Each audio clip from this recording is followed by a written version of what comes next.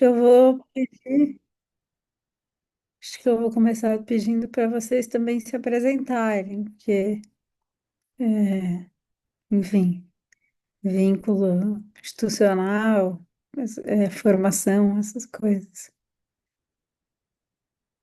que eu não sei os detalhes de vocês, então era bom. Se você quiser, eu posso fazer, mano. Eu tenho aqui. Você tem? É. Então, E eu coloquei pra gravar já, gente. tá. Beleza, então vamos começar. Eu vou fazer essa apresentação geral e depois. Aí eu passo para você, Manuela. E a ordem ficou Caio, Gustavo e Virgínia, Uhum. tá? É,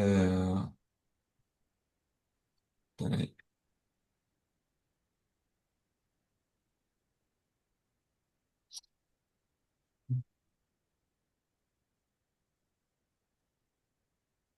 Tá, vamos lá então.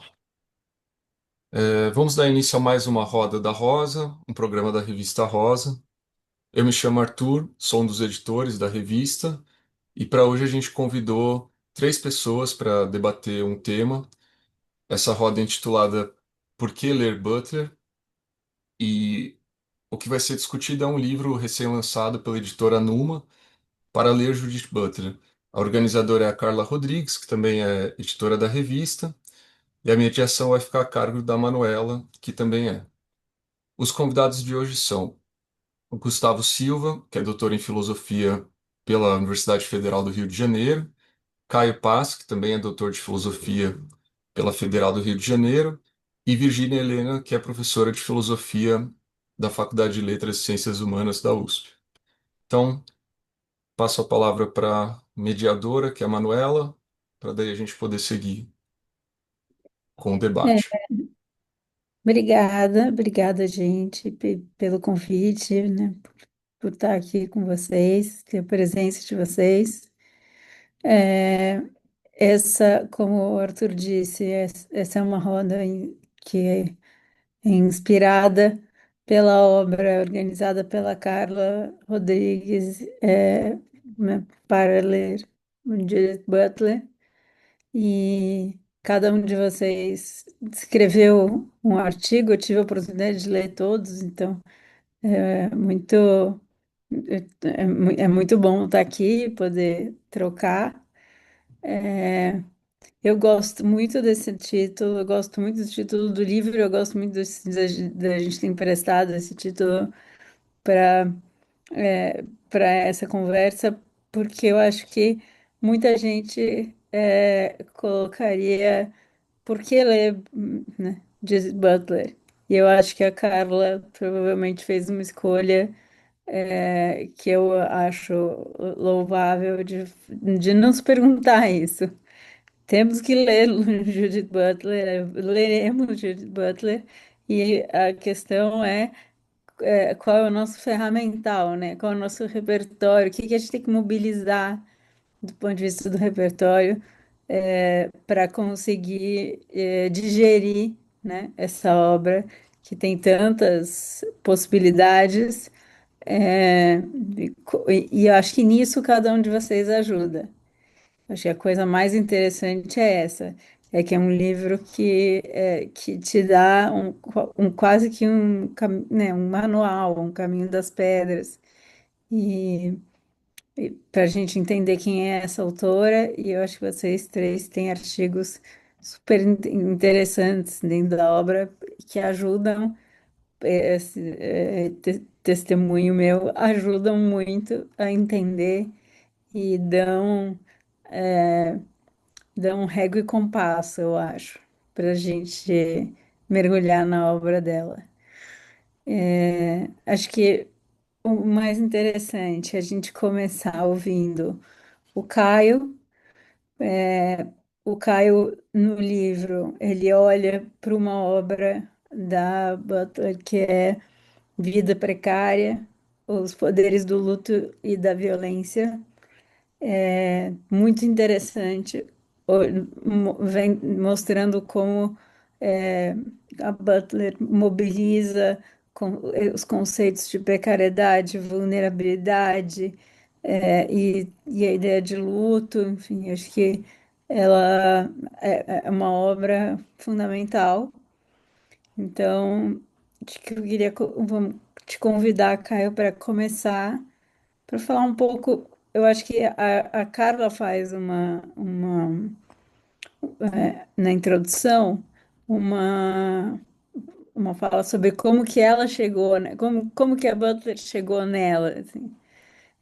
Então, eu queria aproveitar e começar a conversa com cada um de vocês perguntando a mesma coisa, assim, como a Butler chegou em você, como você chegou nela, e aí, se você quiser mergulhar um pouco no seu artigo, enfim, trazer trazer à tona o que é que ela diz especificamente nesse texto e a conjuntura, né, em que ela estava inserida. Enfim, tá, tá contigo, câmbio. Obrigado, Manuela. Queria muito agradecer o convite para participar dessa conversa. Agradecer mais uma vez a Carla por ter me convidado para participar do livro. Fiquei muito feliz. E a Butler, a Carla me convidou para escrever esse capítulo sobre vida precária, porque no meu doutorado eu estudei o Agamben. Então, como eu tinha uma pesquisa sobre o pensamento do Agamben, um dos conceitos centrais para o pensamento do Agamben é o conceito de vida nua. Uma das questões que eu sempre enfrentava e que eu tive que responder para mim mesmo era quais as diferenças e as proximidades entre o conceito de vida nua e o conceito de vida precária, né? Então, como eu estava em torno desse problema da violência de Estado, da violência do direito, eu chego a esse texto da Butler. Eu já tinha lido outros textos da Butler, problemas de gênero, enfim. Mas eu chego a esse texto porque o Agamben faz uma menção explícita a ele no estado de exceção, que foi um texto importante para a minha pesquisa de doutorado também, né? E, e o que eu achei interessante foi pensar como que nessa discussão, nesse diálogo entre a Butler e o Agamben, eu sentia que a Butler oferecia ferramentas muito mais factíveis para a gente pensar a realidade imediata que a gente vive, por exemplo, no Rio de Janeiro, né? Então, a Butler, com a noção de vida precária, ela aponta para um problema distinto do que o Agamben está fazendo, né? Porque o Agamben, quando ele fala de vida nua, ele está falando da violência do direito como um todo e como o direito torna toda a vida matável. E o que é interessante na maneira como a Butler trabalha com a noção de vida precária é porque ela vai fazer uma distinção inicial fundamental para a gente entender o conceito, que é a distinção entre uma dimensão existencial da precariedade, né?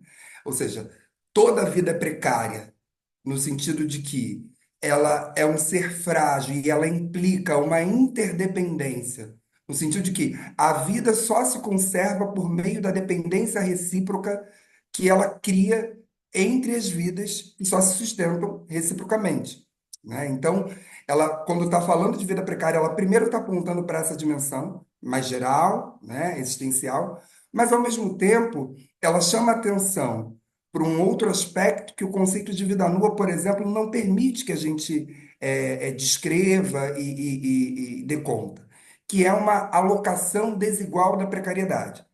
Então, ela diz, toda a vida é precária, tudo bem, mas apesar de toda a vida ser precária, algumas vidas se tornam mais precárias que outras porque existe uma alocação desigual da precariedade.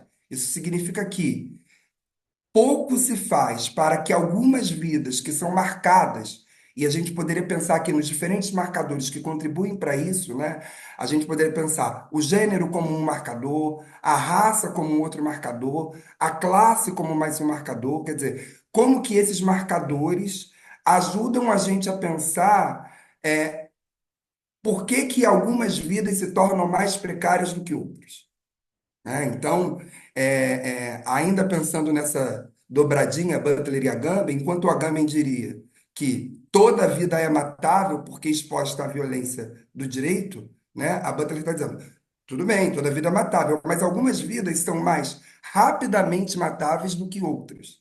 Né? Então, é, eu acho que isso ajuda a gente a pensar e a recolocar os problemas da nossa época, né, de uma maneira muito forte, porque a Butler escreve esse livro logo depois do 11 de setembro. Né? E aí ela vai trazer uma noção que ela desenvolve muito melhor no livro que o Gustavo vai falar depois, que é o Quadro de Guerra, que é a noção de enquadramento. Porque uma das coisas que ela vai dizer é que esse enquadramento, ou seja, a maneira como uma vida ela é vista a partir de um quadro de inteligibilidade cultural, e aí o exemplo que ela dá lá, né, é o enquadramento de terrorista, né? Como que esse enquadramento de terrorista torna é, mais lícito ao Estado o direito de exercer uma violência radical sobre algumas vidas que são marcadas por esse enquadramento. Né? Então, é muito curioso a gente pensar como que esse livro da Butler é atual se a gente olha para o que aconteceu no Rio de Janeiro nos últimos meses. Quer dizer, essa discussão em torno do terrorismo, ela voltou à cena, né? Porque existe uma reivindicação por parte do governo do estado do Rio de Janeiro para enquadrar os traficantes como terroristas. E essa retórica que tem sido reivindicada pelo governo do Estado é uma retórica eleitoreira, evidentemente, mas para além disso, é uma retórica que busca reivindicar uma ampliação do uso de dispositivos excepcionais, né? E para o aumento da violência de Estado, que é exatamente o que a Butler está denunciando lá no Vida Precária. Ou seja, ela está dizendo para a gente como que um determinado enquadramento, o enquadramento de terrorista, impede com que a gente ouça é, o que a ampliação ou o deslocamento desse enquadramento poderia possibilitar a gente escutar. Né? Então, ela está tratando desse problema num ambiente em que a opinião pública lá nos Estados Unidos ela estava muito polarizada. Então, todas as vezes que as pessoas criticavam as medidas excepcionais feitas pelo governo contra é, todas as pessoas que poderiam ser hipoteticamente enquadradas como terroristas, e essas pessoas elas vão ser enquadradas pela mídia como pessoas que estavam colaborando, por exemplo, com o terrorismo. Né? Então, a Butler traz essa discussão para pensar como que isso impede uma discussão qualificada sobre esse problema, né? Porque quando você faz esse tipo de enquadramento, isso é uma maneira de você nem escutar o que a pessoa tem a dizer sobre isso, né? Então, num dos textos lá do Vida Precária, uma das coisas que ela vai falar, por exemplo, é como que ela traz a categoria do Foucault de governamentalidade, e é aquela oposição que o Foucault faz entre o biopoder, né, e a governamentalidade de um lado, e a soberania. Ela traz essa oposição e ela retoma uma afirmação do Foucault que é fundamental para pensar a questão de Guantánamo, né? Ou seja, se a soberania era marcada pelo direito que o Estado tinha de fazer morrer e a governamentalidade ela trata de uma outra dimensão de gestão da vida, o próprio Foucault diz que uma modalidade de governo não suprime e não elimina a outra. Quer dizer, nessa nova modalidade de governo, esse poder soberano que se exerce pelo direito de matar, né, ele não desaparece completamente nessa nova gestão da vida que acontece. E aí o que a Butler vai dizer E isso eu acho que é muito interessante, isso se presta para a gente pensar o que tem acontecido, por exemplo, no Rio de Janeiro, né? É como que a maneira como a lei, nesses casos do terrorismo, ela é usada de maneira instrumental e não vinculante. Ela faz uma formulação desse tipo, né? E em termos butlerianos, o que que isso significa, né? Significa que usar a lei de maneira instrumental significa usar a lei sempre de uma maneira que ela sirva para aquilo que eu pretendo fazer é, e não e não de uma maneira que proíba determinados atos de violência do Estado. Vou dar um exemplo que talvez fique melhor para a gente entender isso, assim, né? É, O que a Butler está dizendo é que quando uma pessoa é presa em Guantánamo, por exemplo, e ela não é remetida para o poder judiciário, é negado a essa pessoa um direito que caracteriza as democracias, que é o direito de ampla defesa, por exemplo. Então, nesse procedimento, acontece uma usurpação de uma atribuição do Poder Judiciário por parte do Poder Executivo. E uma vez que essas pessoas elas não podem ser julgadas, elas não são acusadas, elas ficam presas indefinidamente. Então, isso seria um exemplo de um uso instrumental da lei. Por quê? A lei ela não é vinculante nesse caso, porque ela não é aplicada de modo que essa pessoa receba o julgamento como seria a prescrição legal, né? Então, o que ela e aí o que ela aponta para o problema disso, né? O que ela está denunciando, e eu acho que serve para o que a gente está pensando agora, né?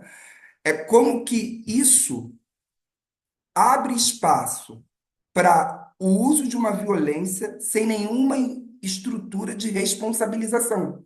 Porque se a gente pensar que a lei ela se aplica de maneira vinculante, nessa vinculação que ela cria, existe toda uma estrutura de responsabilidade e de responsabilização legal. Uma vez que isso é usado de maneira instrumental, isso abre possibilidade para que a violência ela aconteça como, é, é, é, como no estado de exceção, né? Ou seja, e aí, mais uma vez, a gente poderia pensar nessa articulação. É exatamente a partir desse aspecto que o Agamben chama Butler para conversa, né? Ou seja, o Agamben fala uma coisa que a Butler também está falando, que é como que nesse uso instrumental da lei é possível que o Estado pratique medidas excepcionais sem que o estado de exceção seja decretado, né? E ambos estão apontando para o perigo disso, né? Como que isso expõe a gente a uma violência muito radical, né? E aí a Butler está fazendo essa denúncia, por um lado, mas ao mesmo tempo a grande aposta ética dela nessa discussão é que a gente possa, né? Ou seja, se a gente pensar lá a partir desse título da vida precária, né? Se a vida precária ela permite que a gente descreva como que essa estrutura de violência precariza mais umas vidas do que outras, o que ela está propondo, de alguma forma, é que a gente faça um certo deslocamento dessa posição da alocação desigual da precariedade e comece a pensar no caráter ético de pensar que toda vida é precária. Quer dizer, pensar que toda vida é precária apontaria para uma ética que está baseada nessa ideia da interdependência, né? Quer dizer, ao exibir esse caráter frágil, precário da vida, ela está querendo deslocar o que ela chama, inclusive, de um delírio de onipotência que existe tanto entre tanto entre cidadãos de primeiro mundo nos Estados Unidos como na Europa, né? É, e não só esse delírio de onipotência, mas um delírio de onipotência que só consegue se exercer a partir dessa instrumentalização da violência. Ou seja, quando ela está chamando atenção para essa dimensão da precariedade, para essa dimensão mais ontológica da precariedade, de alguma forma o que ela está querendo fazer com isso é que a gente pense que esse ser frágil que a vida é, que ele não desperte na gente o desejo de matar, né? Ou seja, que ele não crie essa, se a gente quiser dizer, né, essa, entre muitas aspas, né, essa ética da violência que impera no nosso mundo atual, né? Então, de alguma maneira, nesse texto ela já está apontando para uma coisa que ela vai desenvolver anos depois, que é essa aposta ética numa ética da não violência. E aí, nesse sentido, é possível que a gente pense como que o luto vai ter um papel fundamental. Por quê? Se da mesma maneira que a precariedade é alocada de maneira desigual pelos diferentes marcadores sociais, a gente poderia pensar que a mesma coisa acontece com o luto. E aí, uma vez mais, é possível a gente olhar para o que aconteceu no Rio de Janeiro e pensar como que isso que a Butler está escrevendo há mais de 20 anos atrás é atual e serve para a gente pensar no que a gente está vivendo agora. Quer dizer, depois daquela carnificina que aconteceu no Rio de Janeiro, lá no Alemão e na Penha, né? É, os discursos públicos que trataram sobre aquelas mortes, né? Quer dizer, é, o- permite que a gente pense como que não só a precariedade é alocada desigualmente, mas que nem todo mundo também tem o direito ao luto. Então, assim, o que a Butler está apontando para a gente é que nessa economia da precariedade, o luto não é acessível para todas as pessoas. E por que que o luto teria um papel fundamental? Aí, mais uma vez, a gente poderia pensar nessa proximidade entre a precariedade e o luto, não só no que se refere a essa distribuição desigual, mas no caráter ético que ambos implicam, né? Porque se a gente pensar o que a Butler está dizendo é assim, olha, o luto é a experiência da perda de um objeto. E aí o que ela vai dizer é assim, todas as pessoas vão passar por essa experiência da perda de um objeto, né? Então, de alguma maneira, seria possível a gente pensar num laço ético, num laço político que se dê a partir dessa via?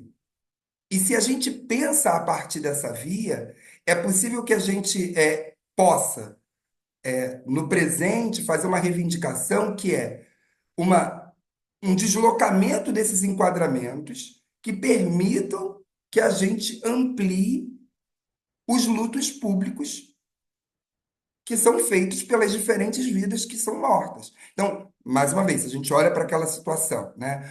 É, é, foi veiculado enfim, né?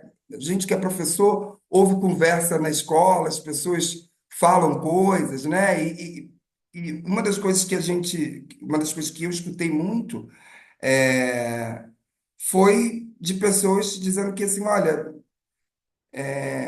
essas pessoas que morreram, que eram bandidos, que estavam lá, que bom, né? Ou seja, é um discurso como se essas pessoas também não tivessem direito ao luto, né? Então, uma coisa que é importante a gente pensar é que, assim, o que que é o luto? O luto é um trabalho de perda de um objeto em que você elabora essa perda e você reconhece que perder uma vida ou ter perdido aquela vida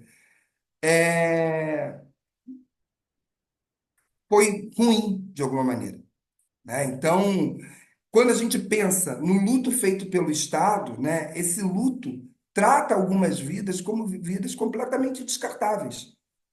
Então, você reivindicar uma distribuição mais igualitária do luto seria reivindicar, por exemplo, um reconhecimento mais igualitário dessa condição precária, né? Então, eu acho que essas questões que ela traz lá no início dos anos 2000 para pensar essa violência de Estado sob o ambiente do terrorismo americano, elas são ainda muito presentes. Então, por isso que eu acho tão importante ler Judith Butler ainda hoje, né? E é por isso que eu ainda gosto tanto de ler Judith Butler.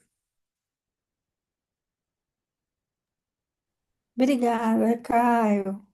Uma aula. Vou passar a palavra para o Gustavo. Gustavo que no livro olhou para quadros de guerra, que ele mesmo enuncia, né, no início do artigo, que é pode ser vista como uma espécie de continuação, né, da obra que o Caio trouxe. Enfim, são obras que conversam. Então, queria te repetir a mesma pergunta, saber como que você chegou na Butler, como ela chegou em você, e te convidar para mergulhar no teu artigo e trazer para a gente insights a partir dele. Obrigado, Manuela. Queria primeiro começar agradecendo, né, o convite, Manuela, Arthur, toda a equipe editorial da Revista Rosa. Agradecer também o convite da Carla, né, de ter me chamado para escrever o livro. E a maneira como eu cheguei em Butler. Bom, eu fiz toda a minha carreira acadêmica na UFRJ, né? Então eu tive a oportunidade de ser aluno na graduação da Carla, né? Brilhante.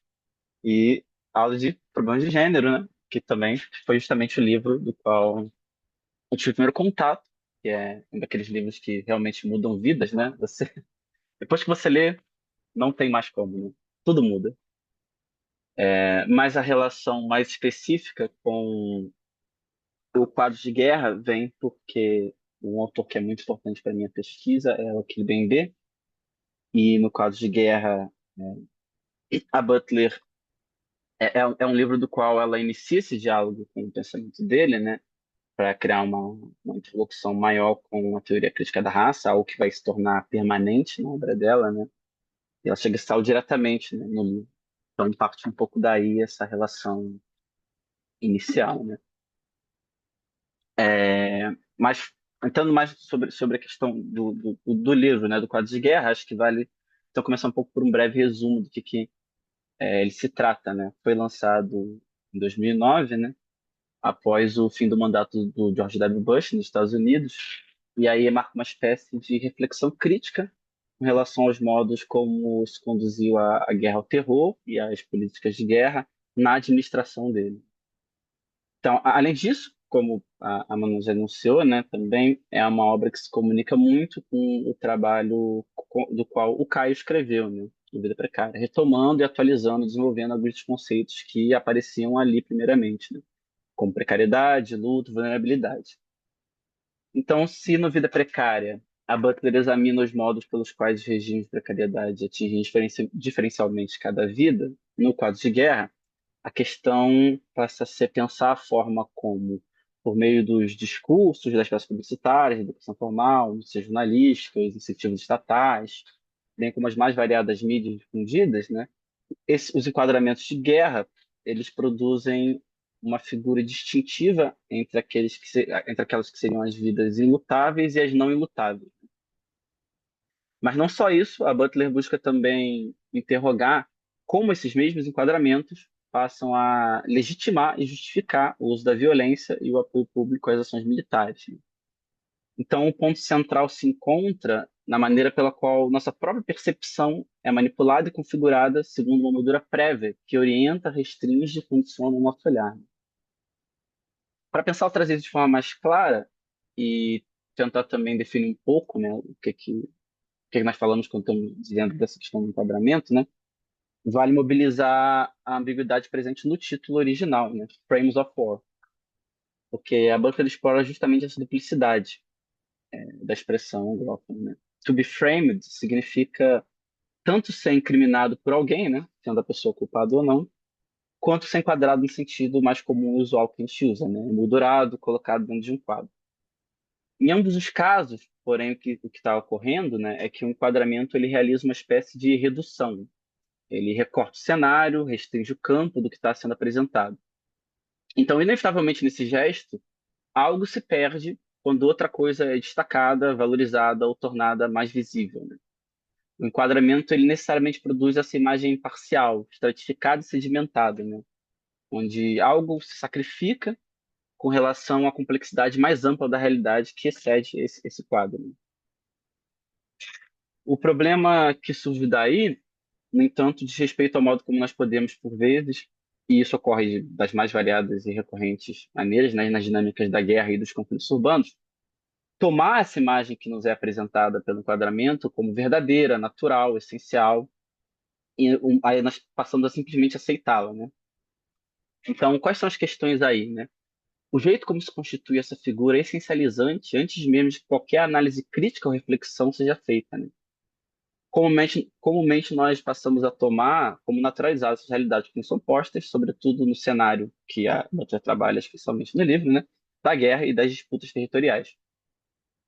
Justamente porque nesse âmbito tudo nos aparece de uma forma muito simples, né?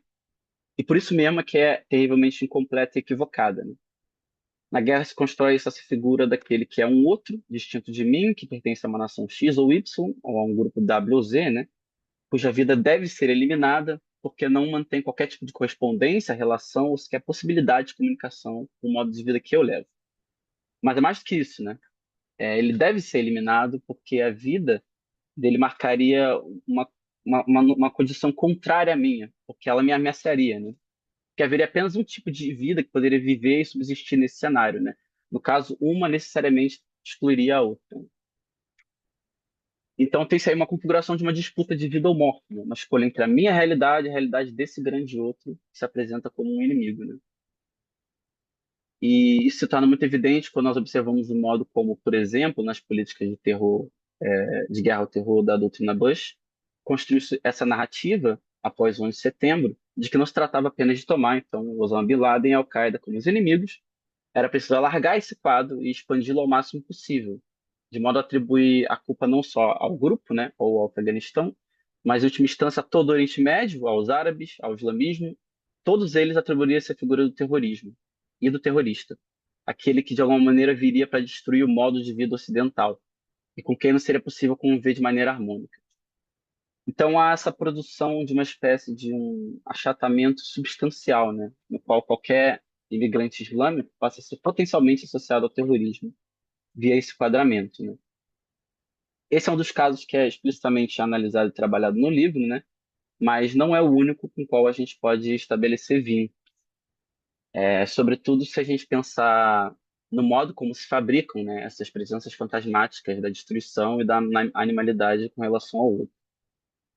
Bom, muitos dos enquadramentos preconceituosos eles se constituem justamente assim, né, como dispositivo de redução existencial e uma supressão da diversidade que haveria lá, né, dos quais todos que se encontram dentro de um determinado extrato, e aqui a gente poderia incluir inúmeros grupos, né, como os negros, os árabes, islâmicos, pessoas trans, entre outros, todos eles são tomados como uma única coisa, tornando-se assim de imediato um símbolo de uma suposta falta de humanidade, do atraso, da selvageria, daquilo que transgride enquanto imoral ou de menor valor.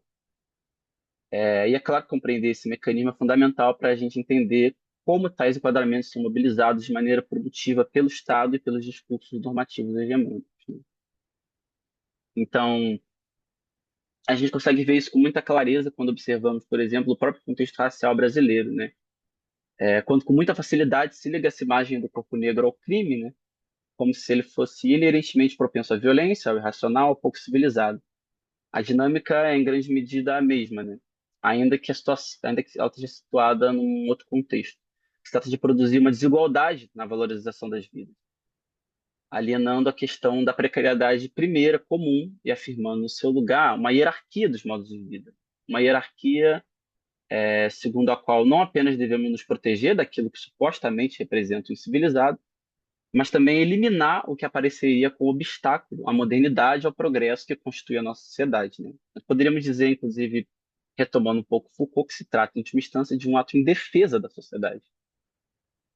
E, em certa medida, é precisamente a isso que a Butler está endereçando ao tratar dos quadros de guerra, e eis aí o diálogo feito, né, com a necropolítica do Achille Mbembe, né? O modo como se dá a formação de um certo contingente sombrio, totalmente eliminável, descartável, cujas perdas e mortes não chegam sequer a ser contadas ou passíveis de luto. O fato é que elas já apareceriam desde saída, né, como vidas que não são dignas de serem vividas. E no limite a gente poderia dizer que eles sequer são reconhecidas como vidas, dado que não há uma inteligibilidade para o outro. Mas uma questão que a Butler vai colocar como importante é precisamente a necessidade de pôr em xeque essas imagens, esses discursos, né? Os enquadramentos que nos são oferecidos e apresentados. Se algo aparece de uma determinada maneira, não se trata simplesmente de tomar ou assumir isso como essencial, verdadeiro, mas sim tomar ele na contingência que de fato forma. Os enquadramentos são reais, claro, mas eles são reais precisamente porque eles foram feitos assim, e não porque já estava lá algo.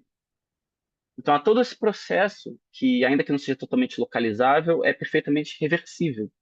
E é porque há aí uma estrutura iterável, né, de produção, reprodução, repetição, constante circulação, que essa sim acaba formando a norma como naturalizada, como natural. E isso pode ser sempre confrontado. Uma das formas de confronto passa precisamente pelo que a Butler vai chamar no livro, né, de enquadrar o enquadramento.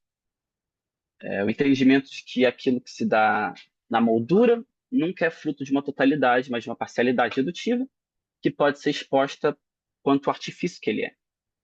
E isso pode se dar de várias formas, né? Uma delas é a própria percepção, muitas vezes cotidiana e presente, de que aquilo que se apresenta como uma realidade única, na verdade, se dá como uma multiplicidade inalienável. Então, há sempre algo que não se ajusta àquilo que deveria ser muito bem ordenado ou delimitado pelo enquadramento que é apresentado. Nesse sentido, é como se você sempre pudesse apresentar o que está fora do quadro, justamente reconhecendo essa humanidade que é negada nele, por exemplo. Pode começar por algo aparentemente particular, né, que diz respeito a um conhecimento muito situado, quase leviano, mas nunca se pode parar nisso, porque não se trata de uma questão pessoal, mas sim pertinente ao campo social, né, uma exposição do campo social. Então, a Butler, ela cita o caso das imagens de guerra que deram origem a uma série de protestos lá nos Estados Unidos e no mundo, né? Por exemplo, as imagens das torturas e das execuções que foram operadas pelos agentes americanos na prisão de Abu Ghraib, no Iraque. Toda a narrativa de guerra naquele momento, todo o enquadramento do governo estadunidense com relação aos iraquianos, dá por meio dessa visão parcial de que eles, os iraquianos, representariam, novamente, todas as questões: o terror, a selvageria, crueldade encarnada. Mas, no entanto, o que as imagens que foram, as imagens das torturas revelavam, era que, curiosamente, esse lado que supostamente se colocava como correto e moralmente superior, atuava da mesma maneira, com os mesmos métodos, ou até de uma forma muito pior do que aquilo que eles diziam combater. E a circulação, esse deslocamento do enquadramento, propõe toda uma apreensão crítica, né, que quebra com aquilo que foi estabelecido anteriormente. Nesse sentido, é como se não fosse mais possível simplesmente consumir e admitir essas mesmas ficções, né, que foram dadas, sem a gente tomar elas com uma pitada de desconfiança. Porque tem agora essa disputa, né, um dissenso se apresentando no terreno político público. É, Mas uma última coisa que eu queria trazer, já me encaminhando um pouco para o final da fala, inclusive, é um pouco a própria forma da qual a exposição e a utilização dessas imagens é feita, né? Do rompimento e dessa interrupção dos enquadramentos que nos são dados cotidianamente, né? Porque apesar de apresentar a força política da denúncia e da exposição da armação tendenciosa e injuriosa de enquadramentos de guerra, a Butler ela não cai na ingenuidade de crer que se trata simplesmente de um regime onde poderia se resolver tudo, né? Expondo uma certa verdade, como se bastasse demonstrar uma contraprova para desmantelar os discursos normativos e preconceituosos. É claro que não se trata, então, de um jogo puramente argumentativo ou lógico. Talvez seja muito mais, primeiramente, uma questão de um arranjo político desejante. Mas mais do que isso, me interessa trazer um pouco aqui para a gente pensar qual seria o limite, né, mesmo dessa exposição que nós tanto fazemos, né? E que por vezes parece ser funcional, ainda que não totalmente efetiva, né? Porque se as imagens de tortura de Abu Ghraib e Guantánamo geraram indignação, os protestos, né? bem como a gente poderia dizer, trazendo a questão mais próxima para o presente, né, para a nossa situação atual, a filmagem do assassinato do George Floyd, né, por exemplo, também o fez. A gente poderia pensar, por outro lado, por que que tudo isso parece estranhamente sempre momentâneo e localizado? Por que que nós vemos essas ondas de protestos começarem, se arrefecerem em poucos meses de duração? Por que que facilmente, rapidamente, nós voltamos e nos acostumamos com essa realidade, com essa nova realidade, que parece tão similar àquela anterior, e por isso tudo se repete, né, tantas vezes, ainda que agora essa nova realidade se apresente maculada pelos novos conhecimentos e acontecimentos que nós presenciamos. E aí eu acho que nós entramos na questão que é mais complexa ainda, né? Será que bastaria mesmo essa mera exposição da violência, né? A exposição incessante, o compartilhamento, por vezes quase voyeurístico, amplificado pela lógica das redes sociais, dessa violência? Será que isso bastaria para que nós nos revoltemos? Para que qualquer ação de mobilização seja feita? Bom, eu não sei e não me parece muito evidente de fato, né? Ainda mais se nós tomarmos, sei lá, por exemplo, vemos como o Instagram, ele segue repleto de imagens sanguinolentas de Gaza e, no entanto, o genocídio segue em curso. E nós, quase que tranquilamente, ainda assim seguimos as nossas vidas, como se nada realmente estivesse acontecendo. Então, como é possível que o mundo, né, o nosso mundo, o mundo do qual nós, o mundo como nós o compreendemos, né, como é possível que ele nunca tenha de fato terminado? Né? Como pode ser que ele continue funcionando em pleno funcionamento? E ele continua após a escravidão, após Auschwitz, após Hiroshima e Nagasaki, continua após a Palestina também. Nós assistimos a essa reiteração dos horrores, a repetição de uma certa agonia que retorna, mas também, e eu acho que essa é a parte mais perturbadora, também há a persistência desse certo conforto, né? E é claro, né?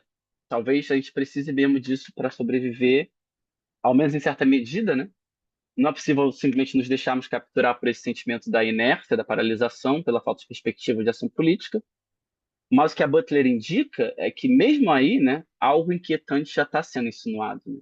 O modo como a nossa própria comoção é contaminada por uma dimensão prévia de inteligibilidade, pela qual nós, quer queira, quer não, né, e até mesmo contra a nossa própria vontade, certos grupos já aparecem como ilutáveis, enquanto a outros isso é completamente negado. Então há aqueles cuja vida nós reconhecemos em sua integralidade e aqueles cuja perda não nos pesa, né, da mesma maneira. Bom, eu não acho que a Butler tem uma resposta definitiva para isso tudo. Eu acho que não é nem sequer o que ela se pretende fazer, mas ela certamente traz uma série de ferramentas interessantes para pensar a respeito disso tudo. E eu acho que é por isso que, mesmo sendo um livro relativamente antigo, né, ele ainda permanece, e talvez mais do que nunca, né, seja extremamente atual. Né? Eu acho que é isso. Acho que falei bastante já, né? Obrigada, Gustavo. É, acho bom a gente ter começado com essa discussão, com essas duas obras e com esses olhares, porque acho que mostram a Butler filósofa olhando para múltiplos cenários e mobilizando múltiplas categorias. E aí, eu acho que entra a Virginia olhando para Desfazendo o Gênero, né, para essa obra, e trazendo essa Butler que é, enfim, que é mais conhecida, né? Que olha para essa categoria enfim, e tenta pensar por várias dimensões e questionar por várias dimensões. Então, é interessante ver esse leque que é a obra dela, né? E, enfim, para você também, Virginia, te perguntar sobre a Butler para você, como ela chegou, e aí pedir para você compartilhar seus insights sobre Desfazendo Gênero, sobre a Butler olhando para esse tema. Enfim, tá, bola com você. Obrigada, Manuela. Boa tarde, pessoal. Eu queria também começar agradecendo, né? É um convite muito legal da equipe da Rosa, que me possibilita então estar aqui do lado dessas pessoas que são, vocês viram, né? falas maravilhosas, e que eu tenho o prazer de compartilhar, né, esse pensar em conjunto. Então é sempre bom. Muito obrigada. E assim, como que eu cheguei em Butler? Eu acho que foi vários caminhos, né? Bom, o meu doutorado foi em teoria crítica, né, em Adorno, psicanálise. E a partir disso, eu já tenho, então, existe aí um certo vínculo de uma psicanálise com o estruturalismo.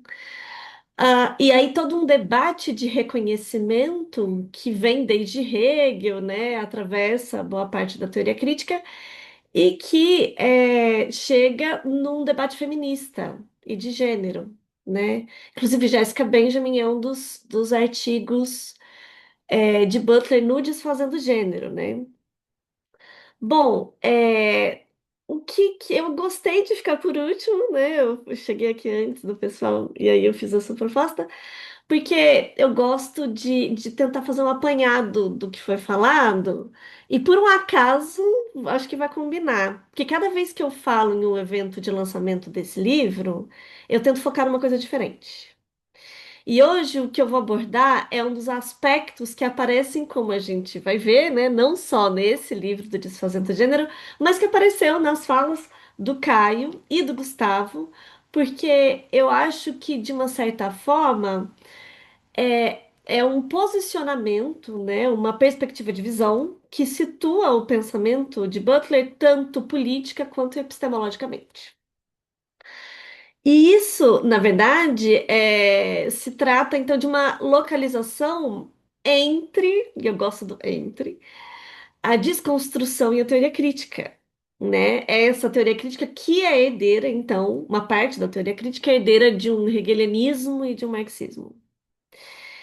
E eu falo disso porque ambas as posições, né, tendem a ser congeladas em oposições no debate filosófico e político, né? De um lado, então, haveria um debate econômico, crítico, de classe, que teria sido colocado como concorrente de uma perspectiva de gênero e raça, as identitárias, né?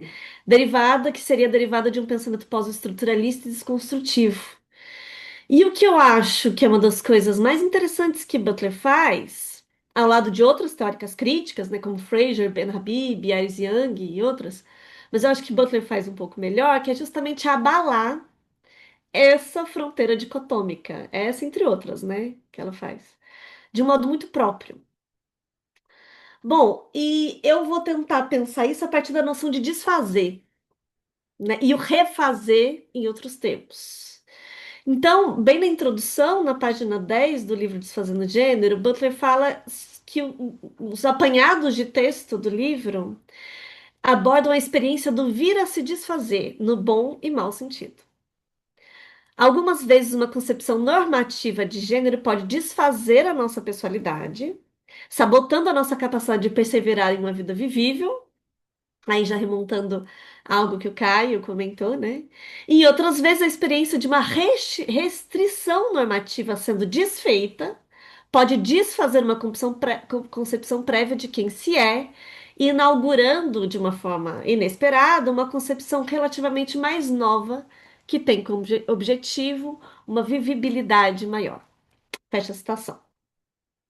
Bom, de início é natural a gente pensar, né, naturalizado da gente pensar que desfazer remonta a desconstruir. Mas o que eu gostaria de ressaltar é que também tem uma verve hegeliana em um sentido muito específico nesse desfazimento, né, que Butler operacionaliza. Trata-se daquela concepção que o Caio já comentou, né, a ética da vida precária, em que os sujeitos, para Butler, são revelados como despossuídos de si desde o início, uma vez que demonstra uma dependência inerente a um outro que se encontra fora.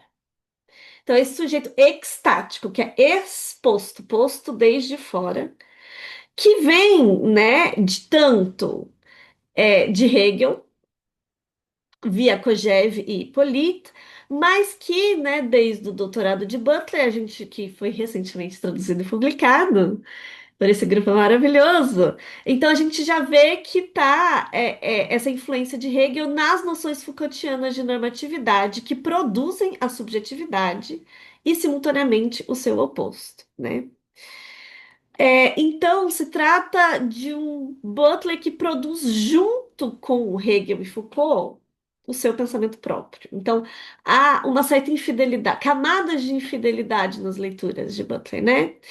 Ou seja, ela faz do desejo pelo outro, do desejo do outro, do desejo do olhar e do reconhecimento do outro, o meio de explicação da codependência entre os seres. E a aposta de Butler é que esse sujeito exposto, né, posto de fora, que poderia ser tomado como uma posição de fraqueza ou insegurança, é concebido por ela como uma força de reconstrução ética. A gente sabe que a autora, então, inicia o seu pensamento a partir de um problema, de uma questão, que é o de um diagnóstico de sofrimento por normatividades hegemônicas de gênero. Então, como saída emancipatória, não seria possível simplesmente retirar essas normas do sujeito, porque não há nada anterior a essas normas. Não encontramos, então, uma noção de ser, de ontologia previamente estabelecido antes dessas normas, né? Como se fosse uma adição num sujeitinho, né? Mas o que a gente encontra é apenas certa potência de um ser em devir. Justamente porque a subjetividade butleriana consiste em um ser permeável e que nunca acaba, nunca finda de ser atravessado. Por isso, a disputa é sobre a vigência de outras reconstruções normativas que devem aparecer a partir daquelas que já nos formam hegemonicamente em sofrimento. Ou seja, é uma derivação interna, imanente, né? Em um sentido marxista muito importante. Daí o problema ético se coloca não como uma disputa por um ser metafísico, mas por uma forma de lidar com o fato da codependência mútua entre os seres, com a dispossessão constitutiva que habita todo mundo, de forma que tal ética só pode ser abordada coletivamente, de forma comunitária, já que é sempre a partir de um outro que eu sou formado, né, em sociabilidade.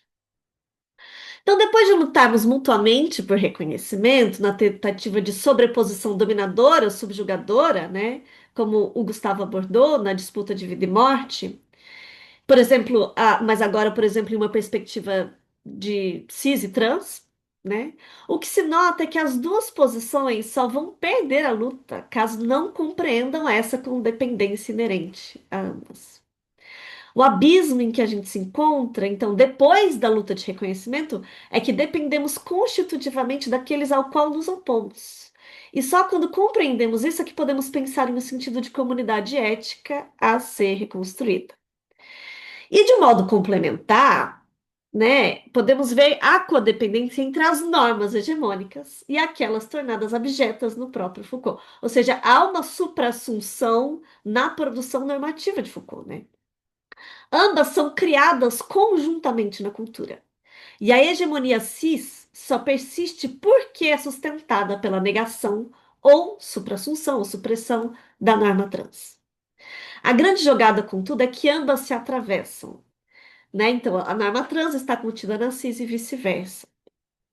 Trata-se de uma abordagem de pensamento que coloca a instabilidade como meio de desfazer a si mesmo e como mote de reconstrução de si a partir desse choque, né, que a gente tem.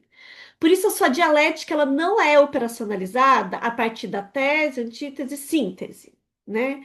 Desfazer as normas é demonstrar como toda e qualquer síntese é momentânea, instável e é excludente de algo ou alguém.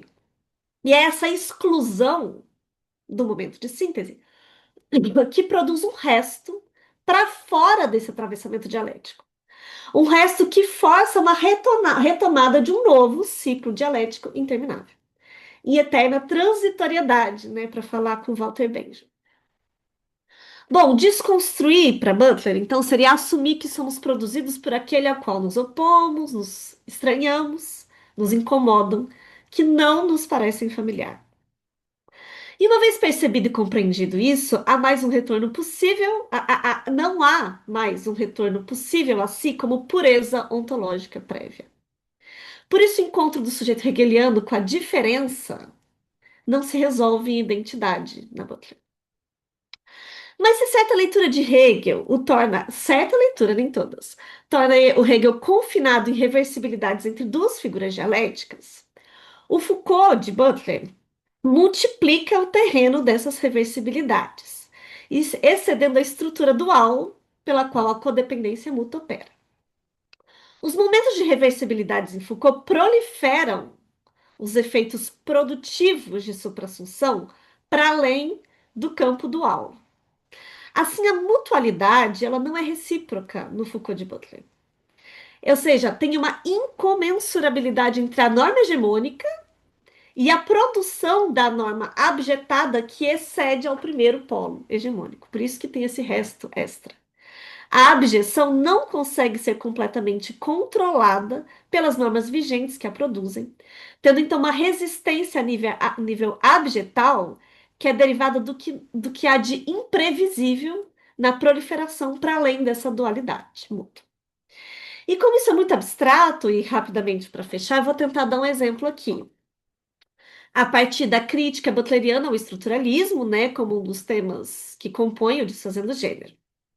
Então, ao criticar o estruturalismo, Butler está preocupada com os efeitos de se manter a discussão da diferença sexual segundo possibilidades de parentesco familiar, né, atreladas a noções heterossexuais dessa família.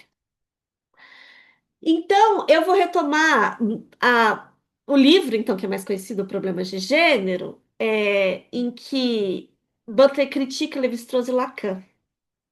Ali a autora contesta o casamento hétero via uma posição homossexual lésbica que fora excluída, né? Fazendo da cena excluída uma denúncia de que aquilo que parece totalizante ou universal é, na verdade, apenas hegemônico, mas não total. Isso é bastante adorniano, né? E algo que, inclusive, o Gustavo, desculpa, chegou a comentar. Então, de um nível, a diferença na relação entre os clãs patrilineares que se relacionam via um casamento exogâmico, né? Como está descrito nas estruturas elementares de parentesco, ocorre por uma mutualidade dual que distingue e vincula ao mesmo tempo.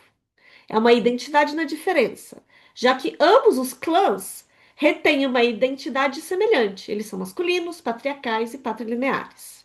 Ou seja, eu sou o outro daquele do qual eu me oponho, e dentro de um certo nível de semelhança interna às normas hegemônicas. Mas a questão que Butler coloca é sobre as mulheres, como objeto relacional da troca.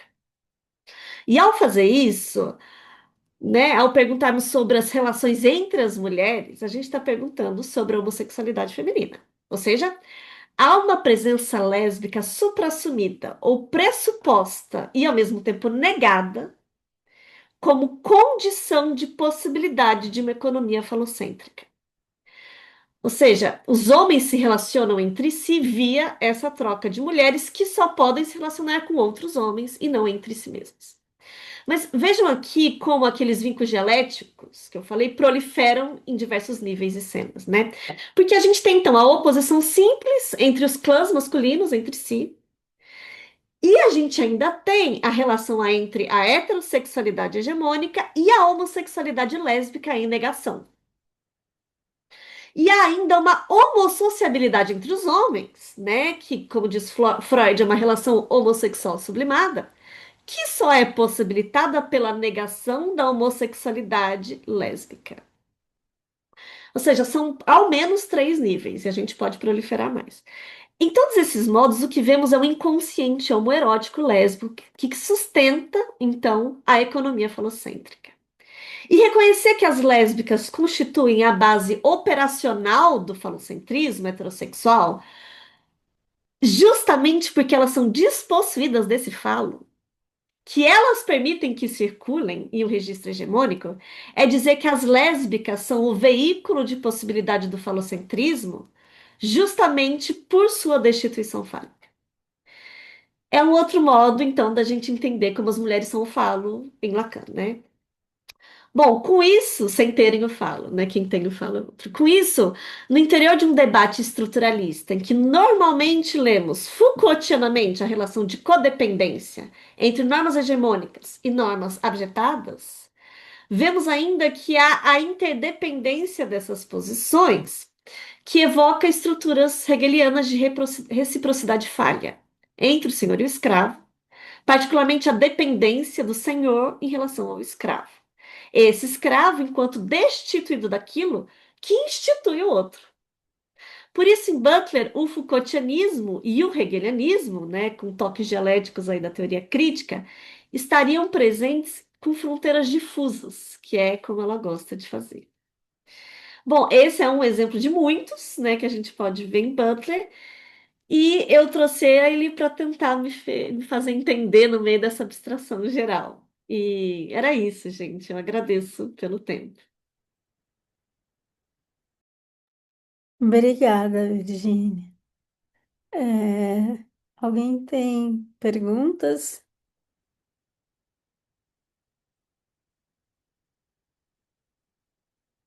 Tem alguém que gostaria de dizer algo?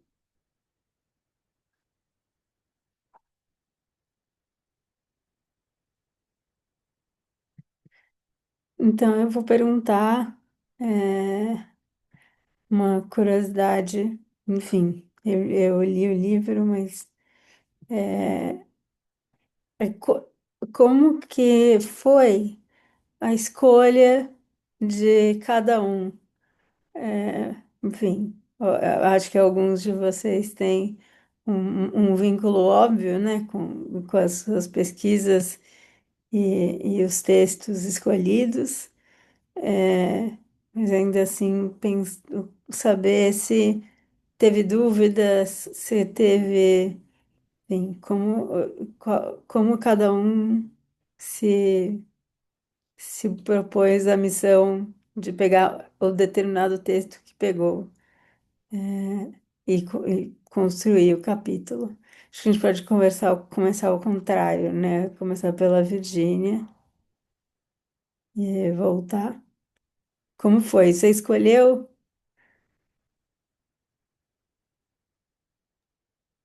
Era para começar comigo? Eu não entendi. É, isso.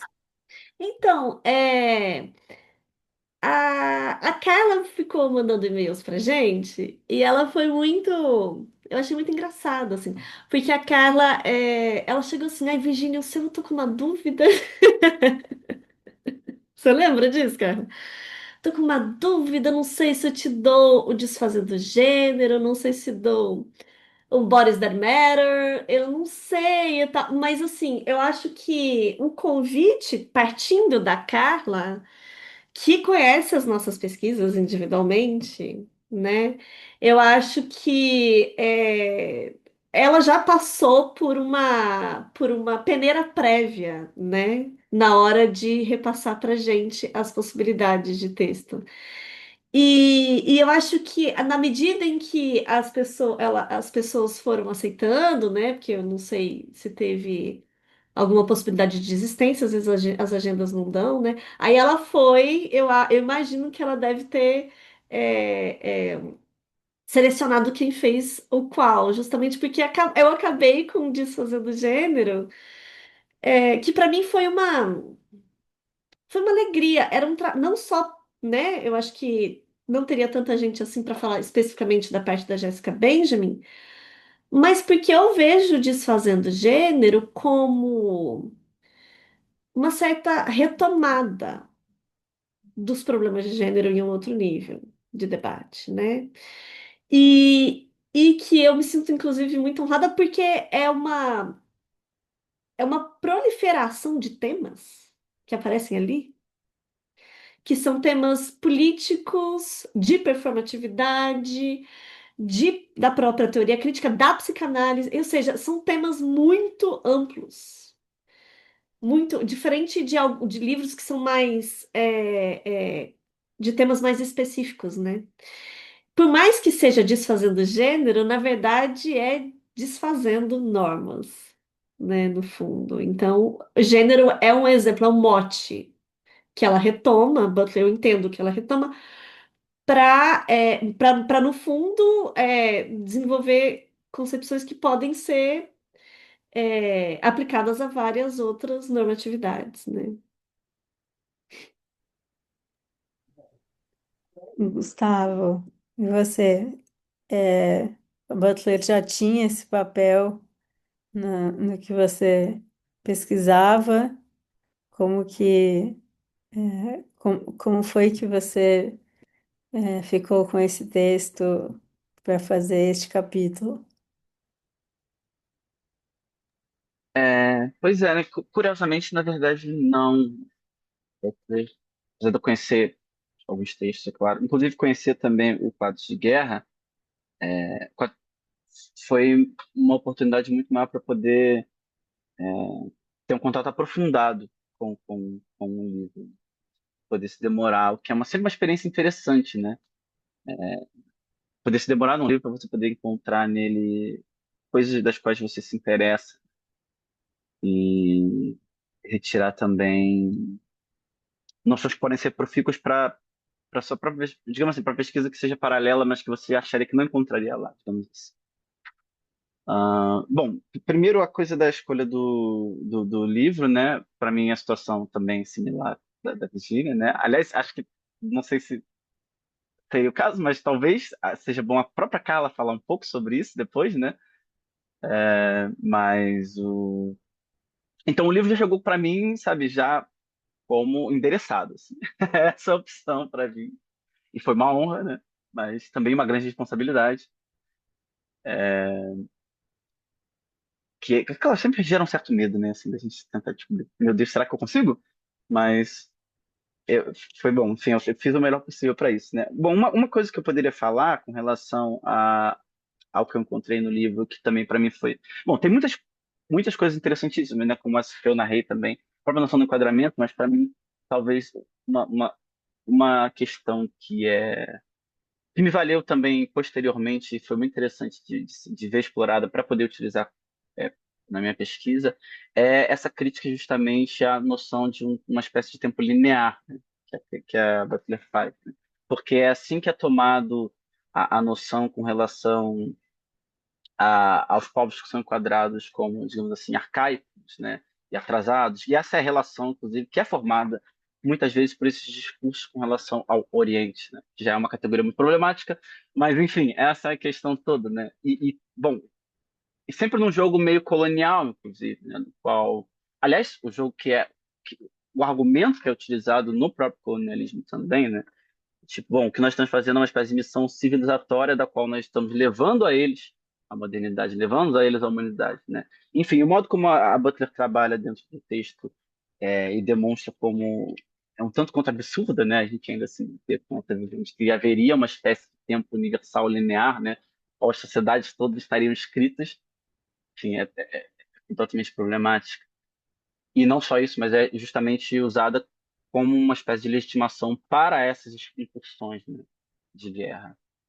Eu acho que essa noção, assim, específica é uma coisa muito interessante da qual eu retirei dali do livro. Né? Não sei se foi uma boa resposta, né? Mas é um pouco isso. Não, era isso mesmo. Aí eu vi o Caio. Se você já pesquisava, se isso já estava presente, como foi que, enfim, A chegou nesse. primeira vez que eu li Butler na vida foi na graduação, assim, né? Foi o contato com problemas de gênero. E quando eu fui fazer o doutorado no IFIX, né, na UFRJ, é, o meu contato com a Butler foi ampliado a partir desse diálogo com a Carla, né? E eu, inclusive, pude conhecer e dialogar com uma Butler para além do gênero, como a Carla escreve lá no título do livro dela, né? Sobre a Butler, né? Então,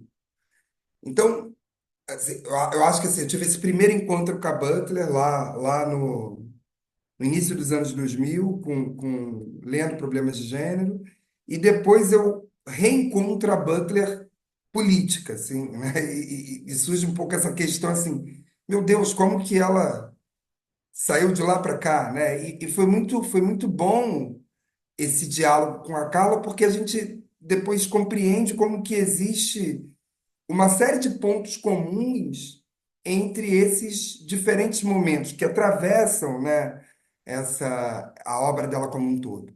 E aí, eu acho que talvez assim, a questão que mais tenha me interessado e que eu mais tenha gostado de ter escrito sobre esse texto dela como eu falei, assim, né? Durante muito tempo eu estudei o Agamben e uma coisa que sempre me incomodou um pouco, assim, no pensamento do Agamben o fato de que, embora seja um pensamento muito interessante, muitas vezes, quando eu tentava pensar qual seria a viabilidade prática daquilo, né? Quer dizer, é um pensamento radical, que está fazendo uma proposição radical para além do campo, de poderia dizer assim, está fazendo uma crítica radical às democracias liberais e ao direito. Então, ele está fazendo uma aposta num outro modelo, né? A Butler, ela escreve isso expressamente. Ela fala de como tornar as democracias mais expansivamente democráticas. Então, ela tem essa aposta de fazer um debate teórico que alimente a praxis social, para dizer assim, né? A praxis política, né? Enfim, que ajuda a gente a instrumentalizar e pensar em ferramentas para a atuação política de maneira mais imediata, porque por mais que eu diga que o direito, agabenianamente eu diga assim, olha, o direito não vai resolver nada de maneira não violenta, porque o direito se funda e se conserva de maneira violenta. Isso cria um impasse, né? Um impasse que é interessante que a gente pense, porque pensar com essa radicalidade talvez ajude a gente a deslocar a nossa imaginação e o nosso horizonte político. Só que, ao mesmo tempo, tem uma dimensão pragmática que está estrangulando a gente, e me parece que, nesse sentido, a Butler oferece ferramentas muito interessantes para pensar, né? Então, ler esse livro, né? Foi muito bom ler esse livro. Esse artigo eu escrevi em meados do ano passado. Então, agora, na época dos lançamentos, eu fui reler o texto que eu escrevi, reler as coisas, eu fiquei pensando assim, gente, olha como esse texto é atual, né? Olha como ele responde a várias questões que nós estamos enfrentando. Então, me parece que enfim, isso é o que me captura na leitura da Butler, né?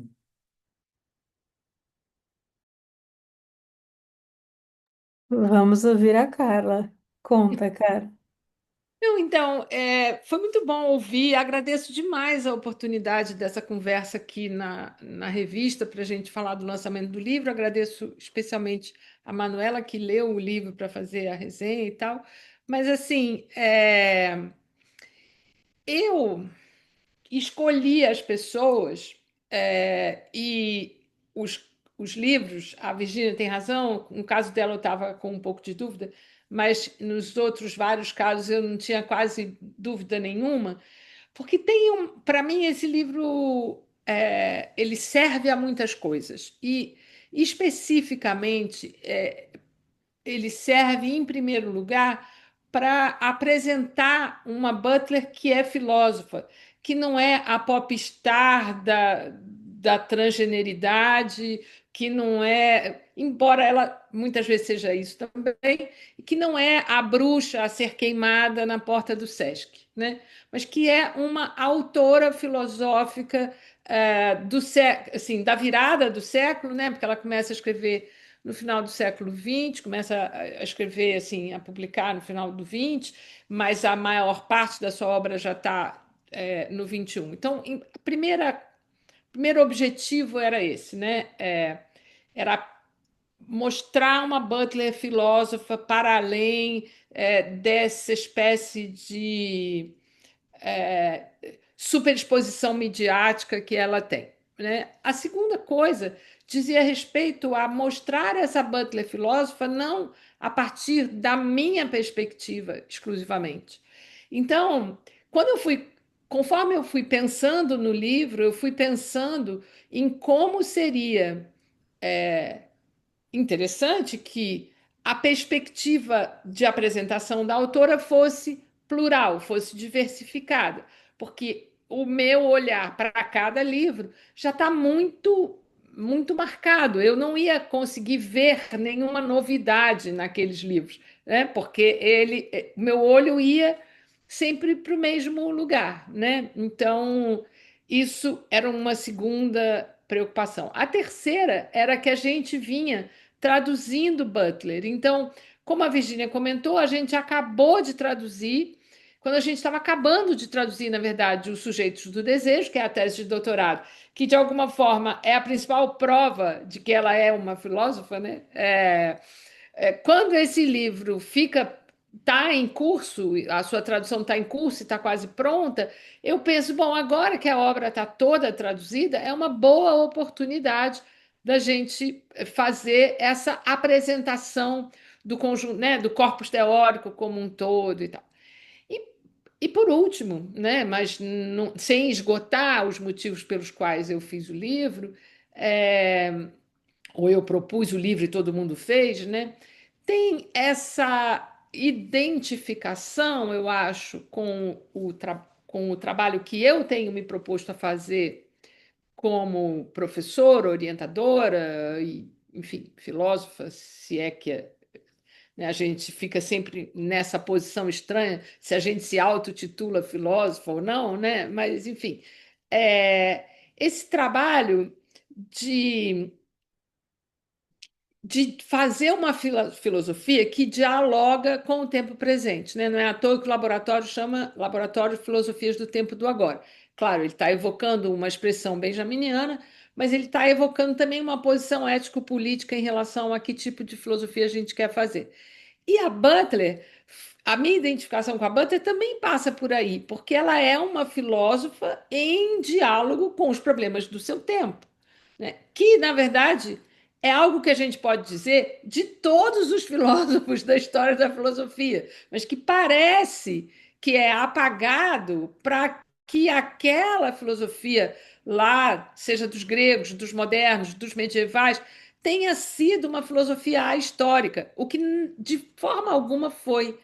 Era também uma resposta aos problemas daquele tempo, né? Então, é muito razoável que no século XXI, uma filosofia seja feita em resposta aos problemas desse tempo. E eu tenho, acho que, essa mesma preocupação, ou esse mesmo interesse, ou essa mesma motivação para estar na filosofia. Então, quando o Caio diz, né, Vida Precária é um livro muito atual, então eu nunca fui ler Vida Precária só para ler o que ela pensa sobre a prisão de Guantánamo, porque, bom, claro, é muito interessante o que ela pensa sobre a prisão de Guantánamo, mas eu fui lá para poder trazer disso para o que eu posso pensar aqui em relação, por exemplo, como o Caio mencionou, né, a formas de violência policial ou ao estado de exceção que nos governa, se a gente quiser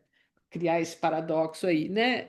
Então, ou eu e isso está na marca de como eu comecei, porque eu fui começar a ler problemas de gênero porque eu estava interessada na crítica dela ao feminismo, né? Então, acho que. E aí, por fim, agora realmente por fim, eu acho que a coisa mais interessante do livro é que todo mundo que está no livro escrevendo, de alguma maneira, dialogou comigo enquanto estudou Butler, mesmo que já tivesse um percurso anterior dado, né? Também teve um diálogo comigo em algum momento, né? A própria Virgínia.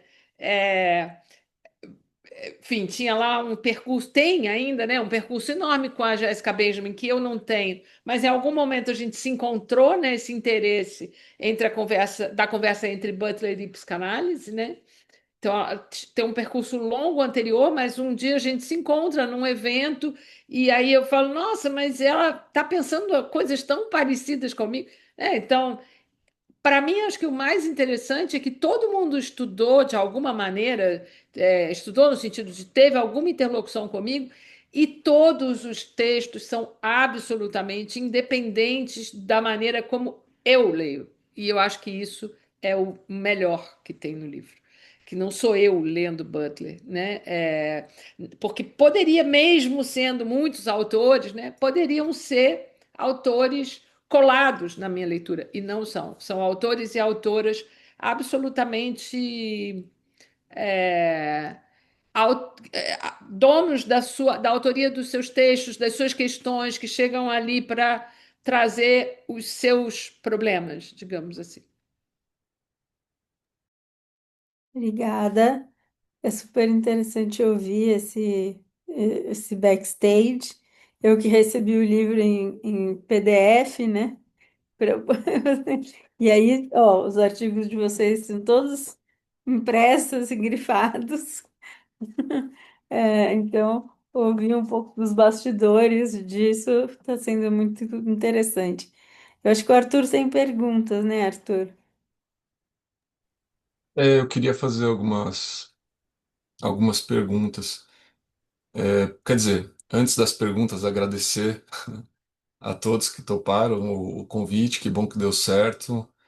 Falas muito interessantes. Enquanto eu estava ouvindo, eu ia pensando como é que eu ia articular uma pergunta, e aí por acaso eu me lembrei, porque a gente esquece o que a gente escreve, né? Eu me lembrei que há um bom tempo, já num dos primeiros números da revista, a Carla propôs da gente fazer um tipo de um dossiê sobre um livro que a Butler estava publicando, que era sobre não violência. Eu achei o tema do livro interessante, a gente fez um café dos editores para discutir um pouco o livro, né? E, e aí eu pensei, eu vou tentar escrever alguma coisa, né? E aí eu acabei fazendo uma resenha, e eu tinha uma visão, percebi à medida que eu fui lendo as obras dela, que eu tinha uma visão bastante estereotipada, talvez, do que eu ia encontrar ali, e me surpreendi quando, sobretudo na linha da Virgínia, assim, porque eu tô mais do lado da filosofia, né, quando eu leio, mas eu me surpreendi muito com o uso que ela faz dessa tradição hegeliana, do próprio Adorno, né? E como ela interage isso com as temáticas, os conceitos do Foucault, sobretudo. E aí, inclusive, a resenha que eu escrevi eram esses temas que eu acho que a Virgínia trabalhou um pouco, que eu coloquei o título de Não Violência, Diferença, Emancipação e Capitalismo.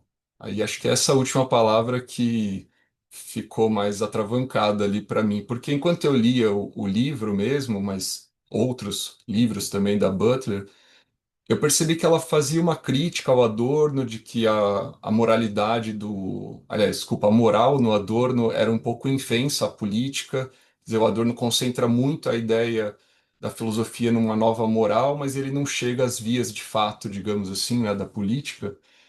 E, e na verdade eu tinha uma leitura diferente. Isso me levou para algo que eu enxerguei como um possível problema na abordagem da Butler, que é o seguinte: o Adorno, eu acho que ele tem uma moral que chega na política porque ele faz a crítica do capitalismo, justamente. E aí pode ser a minha ignorância, porque eu conheço ainda pouco da obra dela, mas eu tenho a sensação que, apesar de dialogar muito com a dialética, essa crítica, o que o Adorno chama de má totalidade, né, do capitalismo, não está presente de uma forma tão explícita na Butler. Quer dizer, ela fala da violência, ela fala da guerra, de uma série de fenômenos. Inclusive, no livro, eu lembro que eu peguei um trecho que ela fala assim, sobre a não violência, né? Ela fala assim: seria preciso pensar nas condições infraestruturais da vida. Essa palavra infraestrutura, claro, ela ressoa de um jeito muito nítido na tradição marxista, né, materialista. Mas aí eu vi que ela deixa uma ponta aberta. Ela fala isso, mas ela já está quase no final do livro, ela não dá muito andamento, né? E aí o que eu queria perguntar, acho que sobretudo para a Virgínia, que acho que estava falando mais sobre isso, o que seria o conceito de emancipação na Butler? Porque esse é um conceito muito forte nos frankfurtianos, no Marx, até o Kant mesmo. Mas como é que ela reformula isso? Porque eu vejo uma dificuldade de pensar uma ideia de emancipação no sentido forte quando você parte de uma tradição Foucaultiana, né? Pós-estruturalista, por exemplo. Então, isso é um negócio que, enquanto eu escrevia, eu tentava pensar, mas eu não consegui delimitar o que seria esse conceito, ou se ela trabalha com esse conceito, ou ela trabalha com outro que vai na mesma linha, né? Aí disso já parte para uma segunda pergunta, que eu acho que tem bastante a ver com o que o Caio estava falando. Eu peguei um trecho aqui do livro da não violência, que a Butler fala assim, ó: a existência institucional da violência não será derrubada por uma proibição, apenas por um ethos e uma prática anti-institucionais. E aí eu fiquei pensando o que ela quer dizer, onde ela quer chegar com essa ideia de uma prática anti-institucional. E passa um pouco, acho, pelo que o Caio falou quando ele leu Agamben, eu tive uma sensação um pouco parecida quando eu li a Butler, que é assim, de fato ela propõe algo prático, digamos, não tem uma ausência de ação política ali. Mas ao mesmo tempo eu percebo que tem um, como é que eu posso falar assim? Me pareceu que tem uma espécie de déficit de consideração da política institucional, sabe? Como é que você constrói uma ética da não violência se você não é capaz de estar de alguma forma presente na política institucional, partidária, estatal, etc. E aí, de novo, pode ser ignorância completa minha. Eu não vi isso nos livros que eu li, mas pode ser que apareça em alguma outra obra, se vocês puderem falar um pouco melhor. E queria fazer uma última pergunta só, que é aí é um pouco mais em outra linha, né? Eu tenho visto muito nas redes sociais, principalmente no Instagram, alguns, vou dizer assim, influencers intelectuais, digamos, que têm feito uma crítica muito vocal e têm muitos seguidores e estão fazendo muito barulho sobre a ideia de uma política trans, digamos assim, para resumir, né, da identidade trans. Porque são ou feministas materialistas ou são pessoas que se identificam com essa ideia de materialismo, mas numa forma mais, vou dizer assim, ortodoxa, digamos, mais até biologizante, né?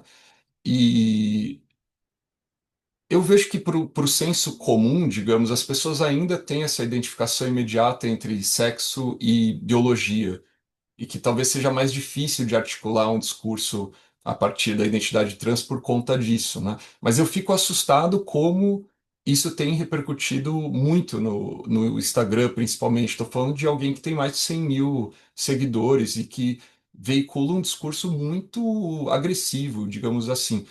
Tem um argumento daí que eu queria que vocês comentassem sobre isso, que é o seguinte: eles falam muito, por exemplo, eles e elas falam assim: existe a luta das mulheres de um lado e existe a luta trans do outro, e são coisas que não necessariamente são idênticas e nem jogam juntas. E muitas vezes podem se opor, né? Eventualmente podem até se opor.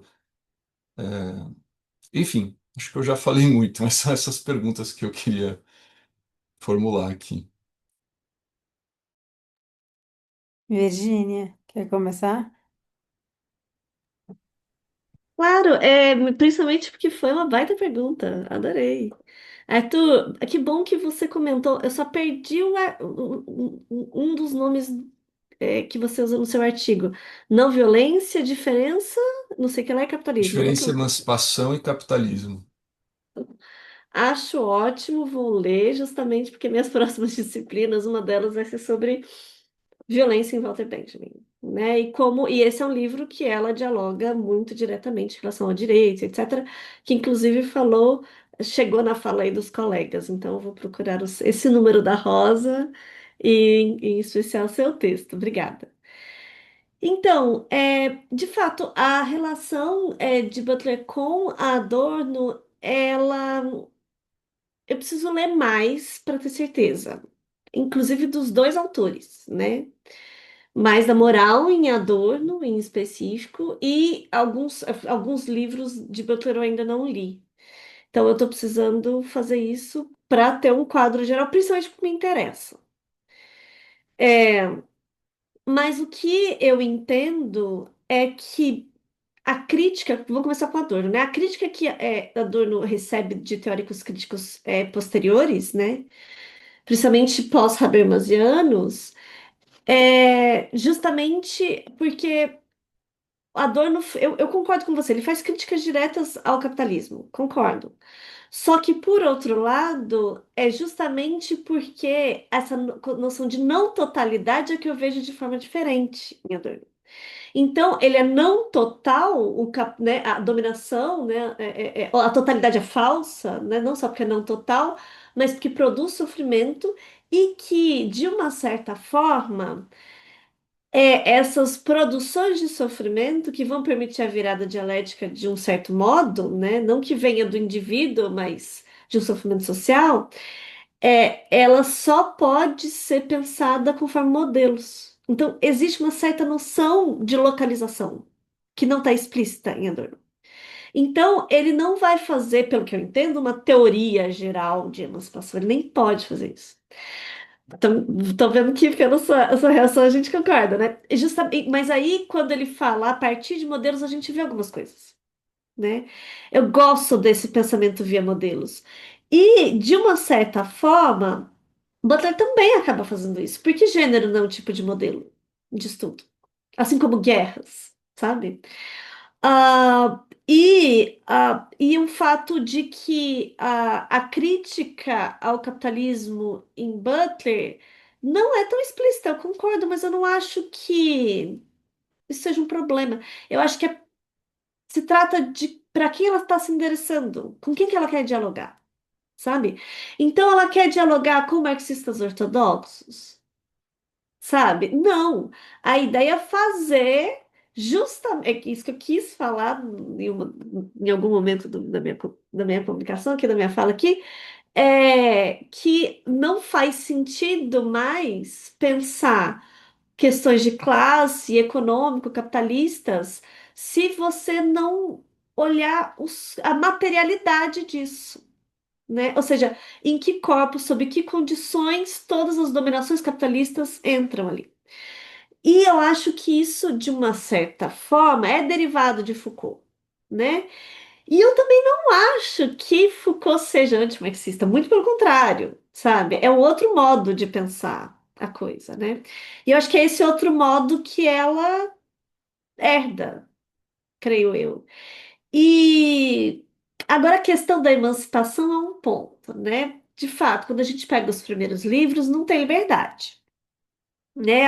Afinal, se a emancipação sempre faz referência à norma anterior, não existe o não norma, né? Existe sempre no interior da norma. Tá, esse é o jeito mais conhecido de Butler.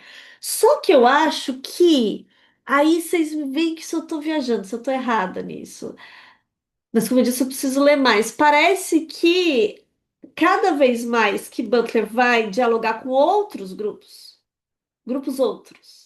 Então, pensamentos de fronteira, pensamentos latino-americanos racializados, que saem dessa questão hegemônica da filosofia europeia, norte-americana, ela tem mudanças leves em relações a potências ficcionais.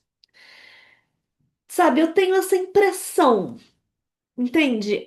Não tô achando que isso faz com que ela deixe de ser imanente, não acho que ela continua, mas que isso entra justamente enquanto possibilidades locais, né, de produção normativa outra, sabe? Que também está em relação com o universal, entre aspas, né, com esse hegemônico.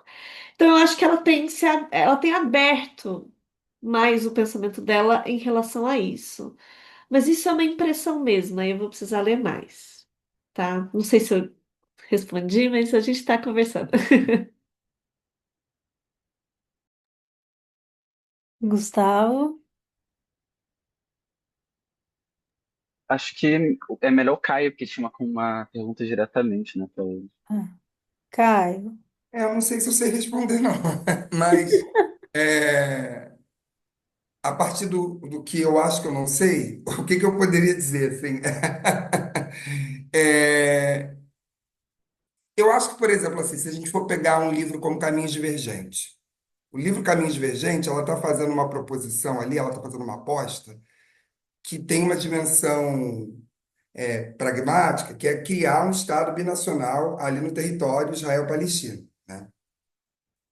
Só que a questão que o Arthur colocou é assim, beleza, mas que relação a gente estabelece com a política institucional para viabilizar isso, né?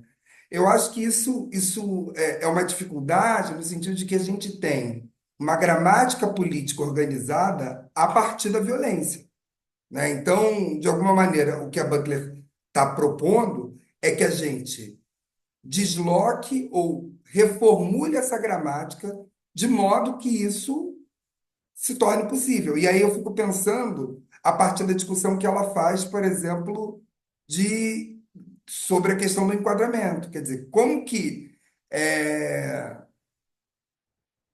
não sei, eu fico pensando, é, eu fico pensando, por exemplo, nessa questão dos enquadramentos que pensam, que colocam as vidas de uma maneira ou de outra, né? Quer dizer, isso tem uma dimensão política de uma disputa. É claro que essa disputa acontece em vários campos, acontece nos debates públicos, mas acontece também no âmbito da política institucional, a gente poderia pensar isso. Se a gente for pensar nessa discussão sobre terrorismo, por exemplo, sei lá, a lei que vai pensar o tráfico no Rio de Janeiro como narcoterrorismo. Ora, esse debate, se a gente vai enquadrar dessa maneira ou não, isso está acontecendo no próprio âmbito da política. Então, quando ela está propondo que a gente amplie essas noções de enquadramento, me parece que é compatível isso que ela está propondo com o espaço público, porque é possível disputar isso na esfera política. Então, se a gente pensar, por exemplo, nos próprios enquadramentos que vão permitir os casamentos homoafetivos, isso também a gente poderia pensar nessa disputa, né? Ou ainda, né? A lei, as leis de cotas, enfim, eu acho que, enfim, eu veria dessa maneira, mas eu não sei se isso responde o que você perguntou.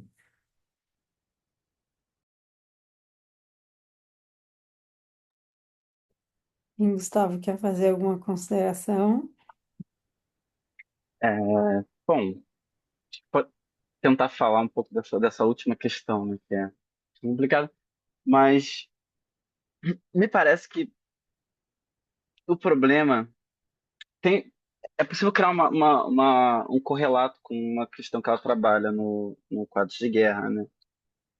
Que é justamente o modo como você tem que criar e enquadrar essa relação do outro sempre a partir de uma espécie de diferença radical, da qual as coisas se apresentam como um dilema ou uma dicotomia, né?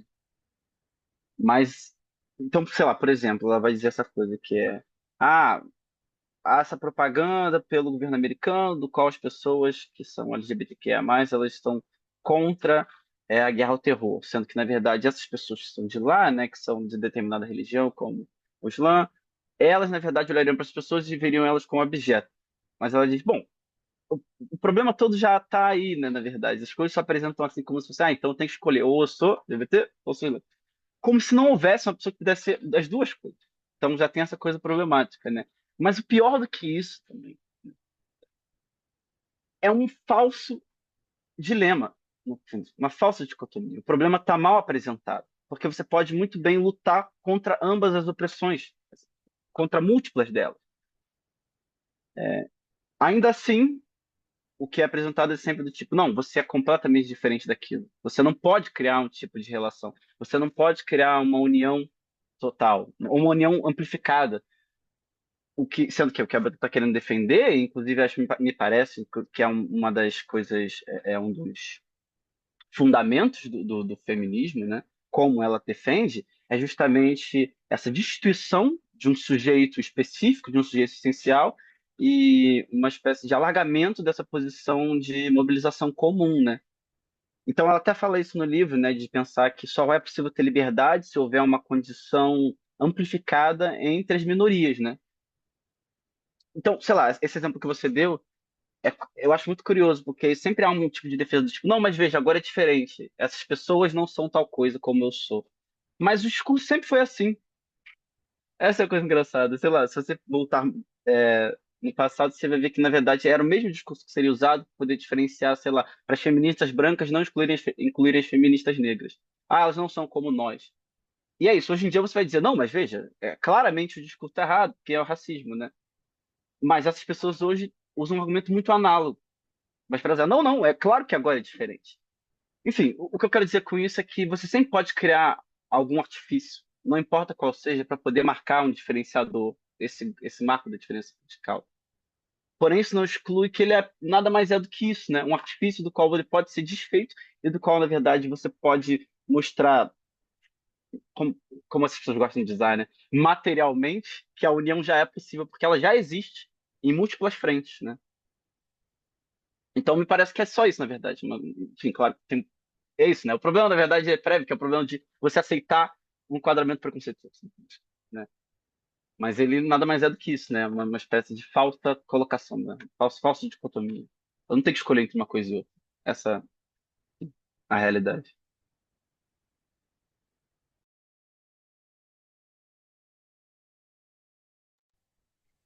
É, eu posso falar um pouquinho que a Virgínia tem que ir embora, né? Buscar as crianças. Fala, diga. Não, eu só queria fazer duas observações em relação ao que o Arthur trouxe. A primeira é que, de fato, a Butler não é uma autora que aborda faz uma crítica ao capitalismo assim de cara, né? Não é por aí que ela começa, né? Mas voltando ao que eu disse sobre ela ser uma autora voltada às questões do seu tempo, é depois da crise dos subprimes nos Estados Unidos em 2009, ou 2008, 2009, que ela aí abraça uma crítica ao neoliberalismo de maneira contundente, né? Não porque seja uma crítica teórica, abstrata, mas porque aí ela está fazendo uma crítica específica. Isso tem um capítulo em Quadros de Guerra enorme, em que ela vai para o Foucault da Wendy Brown, para a Wendy Brown, né? Assim, discutir ali contextualizadamente e não abstratamente, né? Acho que isso é um ponto. Acho que o outro ponto é que, então, se a gente tomar por aí, por esse caminho, ela, a crítica dela ao capitalismo não será possível de ser caracterizada como uma crítica exclusivamente marxista, ao contrário, né? Então, com isso, eu também poderia dizer que o conceito de emancipação dela não é um conceito marxista, né? Vai por outro caminho, vai por um caminho de liberdade que não passa por essa liberdade material em primeiro lugar, digamos assim, né? Bom, e por último, por conta da hora, essa questão da crítica ao movimento trans daria um outro debate enorme, porque o que a gente tem identificado, inclusive eu tenho um relatório muito interessante, recém-publicado, sobre como se pode identificar que todo o movimento antitrans está ligado a uma forte expansão da extrema-direita no Brasil e no mundo, né? Então, por quê? Porque justamente o biologizante, o essencializante, faz retornar a características naturais das mulheres e dos homens, que sejam essencialistas e que, portanto, imutáveis e que, portanto, devem ser preservadas em nome. Aí que está o truque, né? A artimanha, né? Em nome do próprio feminismo, né? Então, esse feminismo antitrans, que hoje já está querendo se chamar de feminismo crítico de gênero, é uma coisa que não existe como teoria, não tem nenhum fundamento teórico, só tem presença imensa nas redes e muito barulho para ganhar esse espaço na ultradireita. Mas aí isso dava outro debate.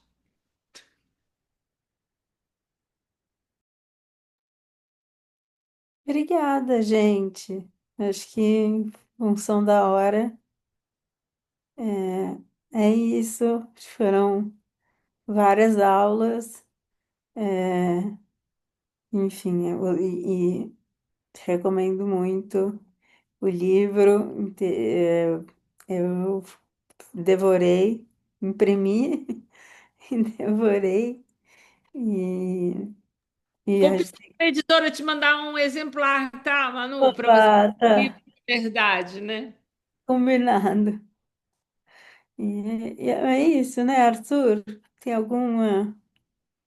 Não é isso, acho que a gente pode encerrar até para nenhum filho ou filha ficar preso na escola.